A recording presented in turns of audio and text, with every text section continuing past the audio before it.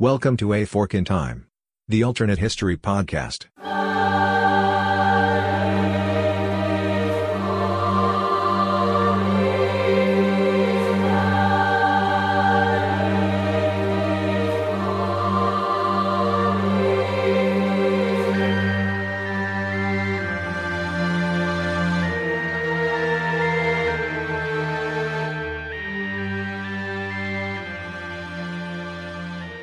Welcome back to A Fork in Time, the alternate history podcast. Don sitting in the host chair today of the one-seat variant of the Fork in Time What If machine. I'm going to take a quick excursion back into a time for a brief episode today since I'm flying solo. And we're going to go back to 1620 in North America. We're going to look today at what would have been different if the original landing by the Pilgrims/Puritans in what later became to be known as Plymouth Colony and then modern Massachusetts in the United States.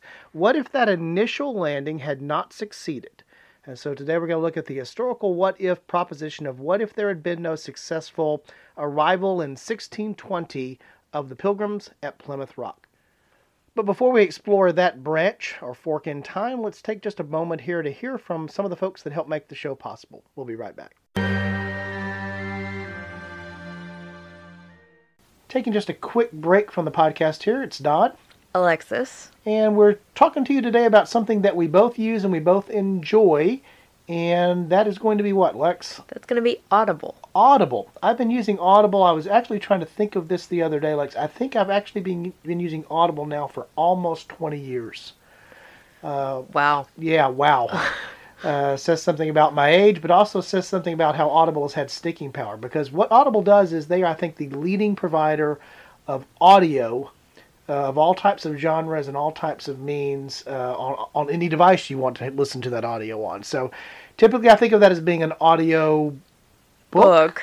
But that's not the only thing, right, Lex? Oh, no. They have podcasts. They have theatrical productions. Audible has tons, thousands of things you could listen to. Yeah, hundreds of thousands, maybe even millions. And so we are both Audible users. In fact, I jokingly tell folks that I work with and that I talk to in my other life, my real life, all the time, that I'm pretty much now about the only way that I read is to be read to, no strain on the eyes. And I can do that very easily with Audible. So we have a special offer for A Fork in Time listeners. You can follow the link in the show notes or go to audibletrial.com/aforkintime, and you'll be able to take advantage of a free month, one free month. And what comes with that free month, Lex? A free audio download. Yeah, free audio download. It's easy to say audio book, and I almost did. And you may choose an audio book, but it could also be, as Alexa said, there's all types of audio that can be found there. This is unabridged audio. It's a wide variety of fiction and nonfiction. They're associated with Amazon, which means one of the things that happens if you take advantage of the free offer and you happen to be a Prime member, you get not one, but 2 credits. 2 credits towards Audible programs for that first month. Of course, there is a cost after the first month free trial, but it enables you to try the service to see if it's something that you'll like. You keep those titles forever. By the way, they allow you to return titles that you don't like or don't listen to. I have found them to be both on a customer service aspect as well as just a service to use aspect. One of my favorite things. Alexis and I both at various points in our professional lives have traveled a lot. Yeah. And you sometimes think of Audible as the road trip companion, right? Yeah, before I left on a trip, make sure you have an audiobook. Yeah, and the cool thing there is you can do bookmarks, you can put notes, all the things you would want to do. So if you've been thinking about getting into audiobooks or audio materials of any type, we would certainly recommend Audible. And again, if you follow the links in the show notes or go as we described there to audibletrial.com/aforkintime, we get the credit for sending you there. You get the good stuff that Audible is, so we certainly would appreciate it. Welcome back to A Fork in Time, the alternate history podcast. Don chairing the effort today. And as we mentioned before we went to the break there, what we're going to be looking at doing today is going back in time to 1620 in North America. And the event that we're going to use as our fork today, where we're going to branch in history, relates to the arrival of the Pilgrims, as they're commonly referred to in American history. These would be Puritans that were coming from England, and their arrival in what is now modern-day Massachusetts. So this is the arrival of the group of pilgrims that came over on the boat known as the Mayflower, and who landed originally in Provincetown on the tip of Cape Cod, and ultimately settled in the southern part of what we know as Massachusetts today on a modern map. So we're going to look at the historical what if that colony had not existed there. And so we're really going to explore, and do it probably fairly briefly, two alternative history timelines. One would be where they did in fact land there, but the colony failed. And we'll talk a little bit about some of the challenges that the colony initially faced, in fact, how they barely made it through that first winter. And it can be argued, although some of history has sort of now stylized or grandized this particular element of how they probably would not have survived without the assistance of Native Americans who provided them some valuable understanding about how to make it through those first couple of years.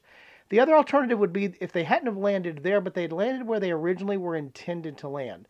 One of the interesting aspects of this particular colonial exercise is they ended up settling in a territory that was not the original grant or not the original location where the colony was intended. And while it may seem like a small thing to say, well, what if they had just landed someplace else and been successful, understanding that geography does matter in history, and it matters in ways that can sometimes, where small changes can have a big effect, a little bit of the butterfly effect of just the location of something. And so today we're going to look at the two possibilities of what would have happened if the colony had failed. Of course, as we often do, we begin by talking about the what did. And the what did is an interesting story. It's a compelling story, again, that's been memorialized sort of in American lore for a long period of time. A group of those that were religiously persecuted in England, get permission to leave and sail over to found a colony in the New World, departing from Plymouth in England. They arrive after crossing in the latter part of summer and into the fall of 1620. They actually land on the shores of Cape Cod. This is not where they were originally supposed to land, and eventually they do move and settle across what would later become known as Massachusetts Bay, and settle in the area that we know of today, which is in the southern part of modern Massachusetts, and found the Plymouth colony. 53 souls make the voyage across, and it's a very difficult endeavor in terms of what actually happens when they land. The winter that year was harsh. A number of the men, really all, the colonists were sick, and they barely eked out an existence with a large number of deaths in that first winter, coming through only with the help and aid of some of the Native Americans that were there. And so after that, they do eventually tend to thrive somewhat. Additional colonists come and they expand out, and eventually are absorbed in with other colonial groups that come into a larger colony that becomes to be known as the Massachusetts Bay Colony, and then of course becomes the predecessor for what would later become the state of Massachusetts, both as an independent state and then later part of the United States. If you're not already familiar with this particular little segment of history, I'm not going to go into it in depth now, but we'll put several links inside of the show notes for you to be able to go and read that, including the Wikipedia article as well as others, to get some of the flavor and background there.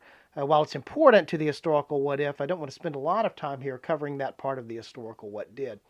As I mentioned, though, there are two particular historical what-ifs that I think are interesting to note. The first of those actually, let's take the one where they actually do survive as a colony, but they survive in the place where they were originally supposed to land.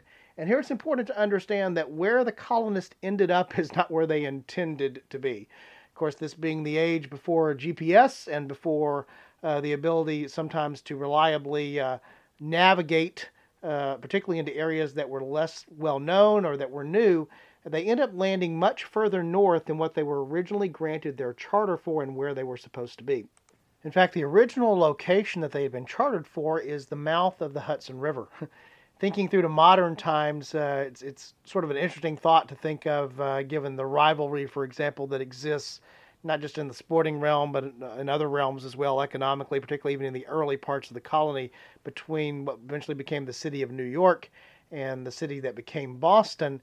It's hard to imagine that the settlers that end up being in the area that we know as Massachusetts today were originally intended to be in the area of New York and New Jersey. But that's in fact where their original charter had been granted. And this would be to be under the guise or under the rules and regulations that were established for the Jamestown settlement, which had been founded in 1609, and essentially the larger Jamestown colonial effort, the Virginia Company. This was an expanding it north, and they were granted land after negotiating this charter to be there near the mouth of the Hudson. This was an area that the Dutch were already also active in, and in fact, it's the arrival of the Pilgrims in Massachusetts and the potential for them to have arrived there in the area of the mouth of the Hudson that caused them to actually form their settlement on the island of Manhattan.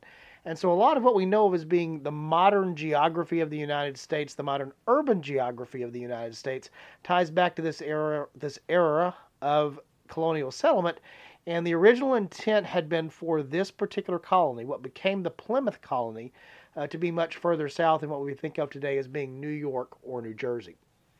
And in fact, one of the most interesting elements of this change in course and change in landing point is that it also had an impact on how they were organized politically. Now remember, this is a group of religious refugees that had fled England actually to the Netherlands, and then had come back from the Netherlands and had actually departed after obtaining the permissions to come and to get these grants and these charters to come and settle. They'd come back and had left from England, originally planning to be in 2 vessels, again, without going into the whole element of the fact that there should have been the Speedwell coming with the Mayflower and a lot of the other challenges that were there. Again, they were supposed to land on the northern fringes of what had been the Jamestown settlement into an area that had been previously explored by the Dutch, but not yet fully occupied by the Dutch. This was also part of the reason why the British Crown, the English Crown, was so willing to grant them the power to come, was to put them in a place where they would be able to occupy territory that was favorable, or potentially would be favorable to the Dutch, versus being housed in favor of England. And so part of what goes on is when they actually don't make their actual destination, when they end up having to temporarily stop across Massachusetts Bay in Provincetown on the tip of Cape Cod, is that there's actually a dispute that arises among the settlers about how this is going to work, because they're not actually going to be landing where they're supposed to be. Some wanted to actually come back or eventually just find their way down to where they were supposed to be. Others said, we're here, we've scoped out this land, perhaps this is where God intended us to be. And so they actually formed the Mayflower Compact. The Mayflower Compact is an interesting document, and so if they actually land where they're supposed to land, they would have just followed the procedure that was there. They would have fallen basically under the same rules and procedures. They would have been indirectly connected with eventually what became the Virginia House of Burgesses that's coming out of the Jamestown colony. But having landed so much further north and now independent and separated from the existing English settlement, which was in the Virginia territory, the Mayflower Compact actually represented a form of self-government. And it took on a different form and structure of government than likely would have been undertaken by the colonists had they landed where they're supposed to be. And so because they are a religious group, there's a little bit more inclined towards practicing the sharing of property and the sharing of responsibilities and resources. They actually form what is, for that day, a more liberal concept of who should have representation and how things should work. And so later we will look back, particularly inside of American political formation, looking back at the Mayflower Compact as being a unique document, and some of the principles that are brought forward and eventually find their way into Massachusetts Bay Colony and how things function and what eventually becomes the state of Massachusetts, is that if you don't have them land there, it's not just that they're geographically different. They're now down in the Virginia, what later would become Delaware, the New York area.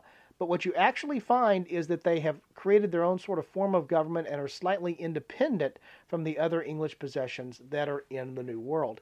And so I would argue that one of the changes by landing at the wrong place is they actually end up creating a different style of government, colonial government, in the United States that eventually, or the area that would become the United States, that will eventually be somewhat distinct and somewhat different from some of the other regional or sectional things that had grown to be while the United States was still a colony of England, of Britain.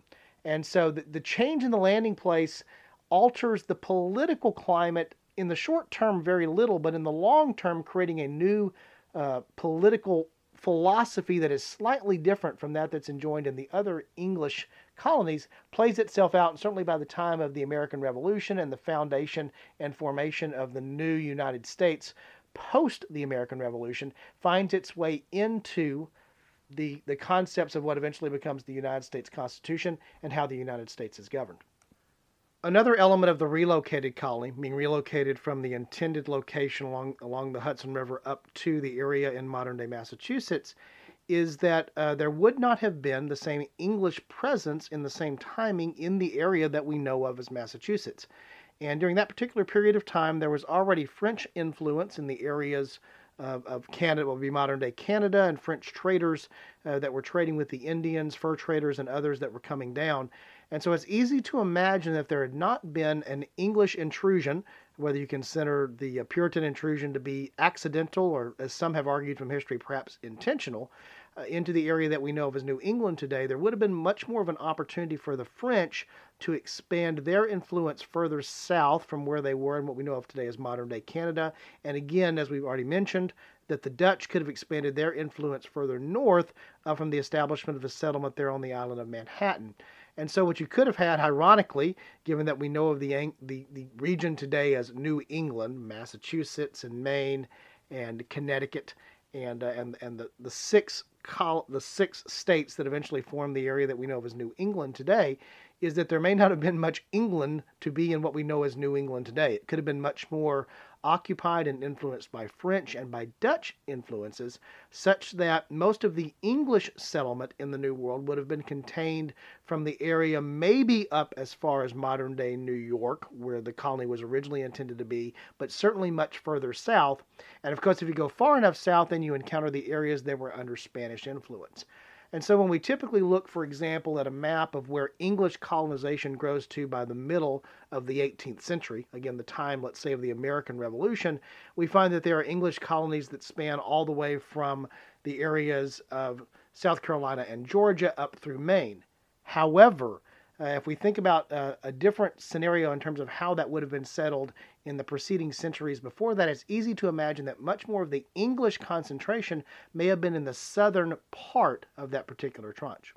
And of course, as is well written, you see there are distinct differences in the economy of what would be the southern states and the northern states. Particularly with the southern part of what would eventually become the United States, would become those colonies that would become independent, being much more agrarian in its focus because of the climatology and because of just the way that natural resources worked, while the northern areas tended to be more around trade and economic exercises along the idea of mercantilism. And so what you end up with there is not only a difference potentially in political philosophy, but if you have a more compact English colonial settlement in the New World that is more in the southern half of what we know from the real history timeline, you may have had a different character of those colonies. There would have been fewer colonies. There might not have been as much of the agitation towards revolution, which tended to be a little bit more fermented in the northern colonies, for example, Massachusetts being one of the early places where the American Revolution breaks out, than it was so in the southern colonies. And so while it's tough to know exactly what the influence would have been just on the English part of colonization, and then ultimately potentially would there have been an American Revolution that would have been similar to what we actually see, you definitely would have seen a different character to much of the English settlement in the New World. Alternatively, you might argue that, well, you still would have had the same character of that settlement, it's just that you would have had different people in different places. So you may have had much more of that influence.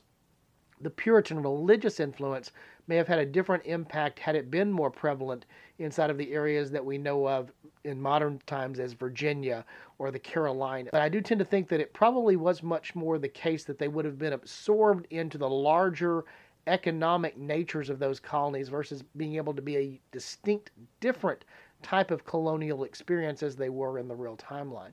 And so one of the things that certainly happens with a misdirected colony, Massachusetts colony, is that I think you definitely change the nature of English colonial life prior to the American Revolution, and then you might even argue you might not have had the same type of output from the American Revolution. Of course, it could be argued that if you had more shifting of the settlement southward than we had in the real time, that you may have had more of a shifting of the actual influence. And so while you may have had from a coastal perspective much more of the English colonization focused along the southern half of what we eventually think of as being the United States by the time of the American Revolution, is you might have seen a much larger push inland from those areas where English settlements were taking place, and so you may have seen more influence coming inland during that particular period of time. There was, of course, obviously some push inward across the entire spectrum from north to south along the English colonies, which became the United States, but you may have seen a much more profound push inland if there had been essentially a smaller window, north-south window, for those colonists to be funneled into. Of course, the other thing that's difficult to figure out is what would have been the influence created by the vacuum of not having as much English settlement in the area that eventually becomes New England. And so with that being much more French in its influence, what would have been the nature, for example, of one of the events that led to the American Revolution, which were the events in the colonies after the French and Indian War, which of course was the North American connection to the 7 years, in the sense of if France had had more of a presence in the New World that was further south, would that have changed the nature of how the conflict may have been fought in the New World? Could that have changed the way that would have played out in the New World in such a way that there would have been a different outcome for what eventually again become the independent colonies under the real timeline, become America in the real timeline, but may not have actually reached that point for different kinds of reasons, as I've already described, if they've been pushed more southernly in their focus geographically, or if there had been a larger French or Dutch influence. It's interesting to think about what would have happened had there been more interaction between the English and the Spanish in the New World because of the need to push further south into areas like Florida. For example, could there have been conflict that would have arisen that would have been a conflict on North American soil that would have existed more between England and Spain over possessions and colonization of the New World, simply because England would have had a larger presence that was much closer to the Spanish presence and the interaction that might have happened between the two. The other historical departure that I think is worthy of some consideration is simply the non-survival of the colony where it actually did land. And if you know the story or read the story of the struggles that the colony had to overcome during those initial years, it's quite a story of enduring hardship and enduring through struggle. So imagining that they did not survive that first winter, or perhaps didn't survive even the second year that they were there because of the hardships that were being faced, you look at the scenario where what would have happened with future colonization from persecuted religious groups. So we'll just at least focus on, for the sake of simplicity, additional Puritan groups. And so one possibility would be that there would still be separatists and Puritans and others who felt that they needed to leave England because of religious persecution, who would have found their way to the New World. And so one possibility is you simply have just another set of Puritans other than those that formed the Plymouth colony who find their way and end up landing at the appropriate place. And so what you sort of have there is the concept of the same colony, only now diverted, as I discussed in sort of the first differential. It's just with a different group of settlers, and it diverts slightly later. And so you continue to have many of the same outputs there, most likely with the inflow of Puritan and other religious refugees and religious colonists coming into the territories that had been part of what would become Virginia, that were part of the other English colonial efforts that were happening in the mid-Atlantic and then further south in the current thinking of how you think of the modern United States today. So one possibility would simply be a delayed and diverted, again, instance of Puritan migration and settlement into the New World. The other possibility is that the word essentially may have gotten back that this was a hard life. And so you may have seen some of those Puritans looking for entirely different places to go.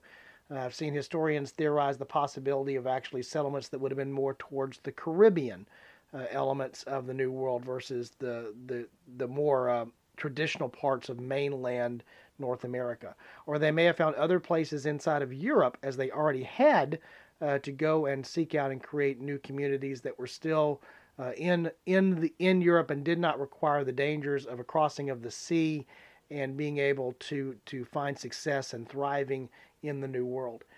So under that historical flow, you would also still not have the influence that was uniquely brought by Puritans and their style of congregational and ecclesiastical organization that bled over into political organization in the New World.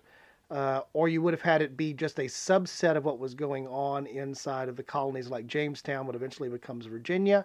And so there would have been influenced that in an entirely different exercise of democracy that was represented by the Virginia House of Burgesses. Or you might have actually seen that form of political and religious community thought spread into the Caribbean in an entirely different way.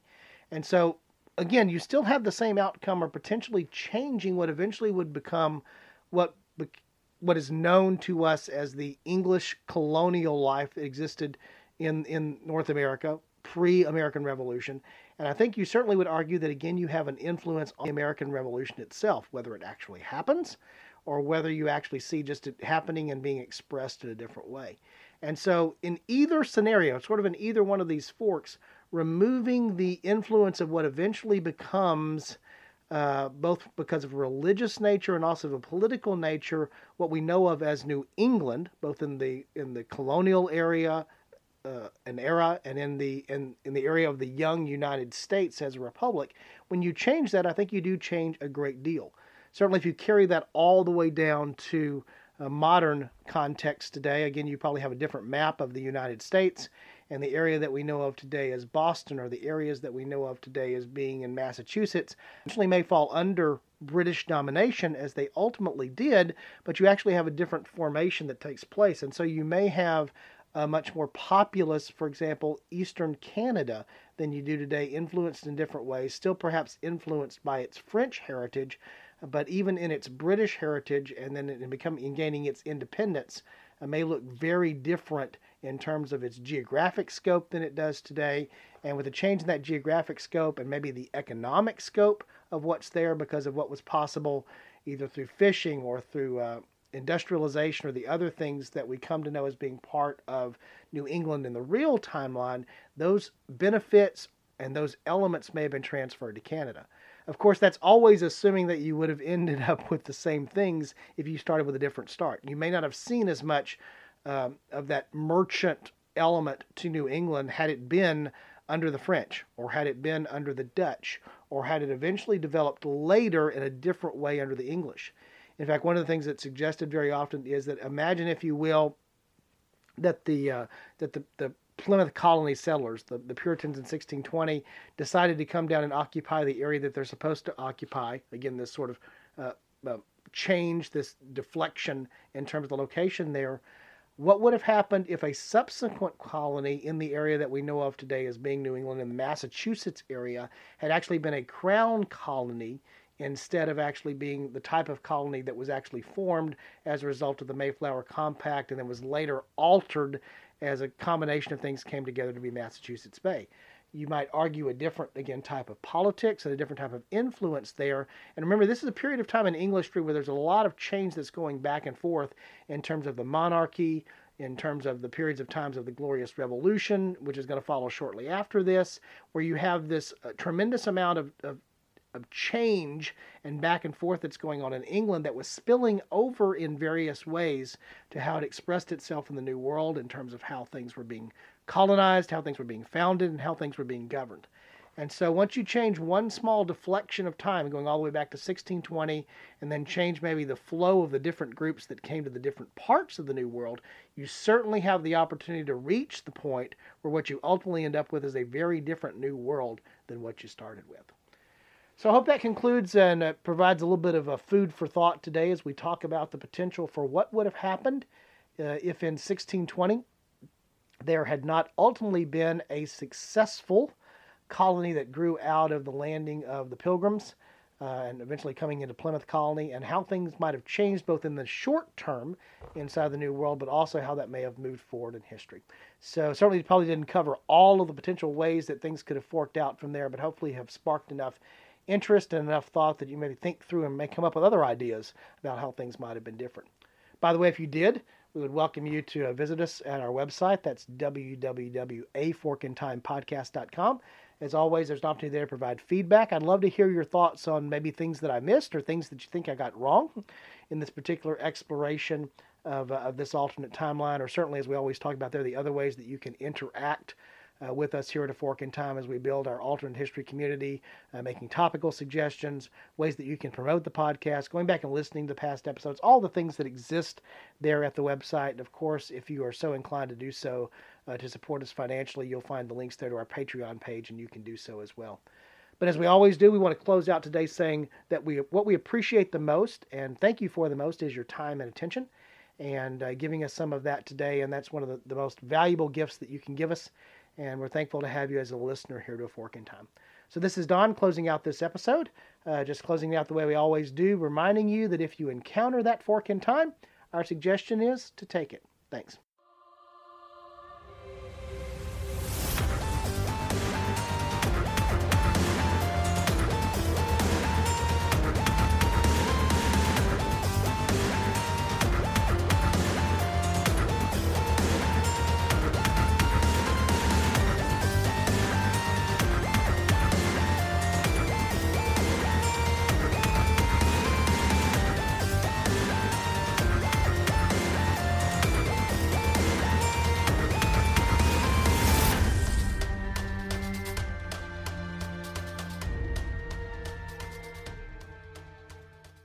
Thanks for listening to A Fork in Time, the alternate history podcast. Learn more about the podcast at www.aforkintimepodcast.com. Join us next time.